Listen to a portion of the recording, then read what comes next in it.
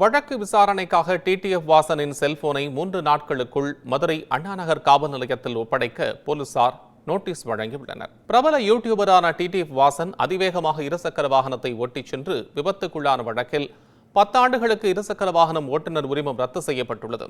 அதனை மீறி காரில் ஊர் சுற்றி வரும் அவர் மதுரை அருகே சென்றபோது செல்போன் பேசியபடி காரை இயக்கி அந்த வீடியோவை தனது சமூக வலைதளத்தில் பதிவிட்டிருந்தார். இது தொடர்பாக வழக்கு பதிவு செய்த மதுரை அண்ணாநகர் போலீசார் அவரை நேற்று கைது செய்ததோடு அவரது காரையும் பறிமுதல் செய்தனர். அதன்பின் நிபந்தனை ஜாமீனில் விடுவிக்கப்பட்ட அவருக்கு புதிய சிக்கல் வந்துள்ளது. வழக்கு விசாரணைக்காக டிடிஎஃப் வாசனின் செல்போனை 3 நாட்களுக்குள் மதுரை அண்ணாநகர் காவல் நிலையத்தில் ஒப்படைக்க போலீசார் உத்தரவிட்டுள்ளனர். காவல் நிலையத்தில் கையெழுத்திட தனது வழக்கறிஞர்களுடன் வந்த டிடிஎஃப் வாசனிடம் அண்ணாநகர் போலீசார் இது தொடர்பான நோட்டீஸை நேரில் வழங்கினர்.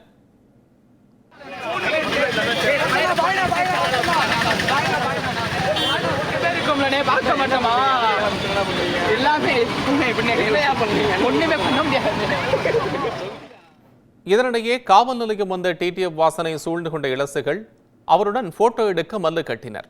அப்போது ஒரு சிறுவன் டிடிஎஃப் வாசன் தனது உயிர் என்றும் அவருக்காக தான் என்ன வேண்டுமானாலும் செய்வேன் என கூறி உதார் விட்டார். இது தொடர்பான காட்சிகள் தற்போது வெளியாகியுள்ளது.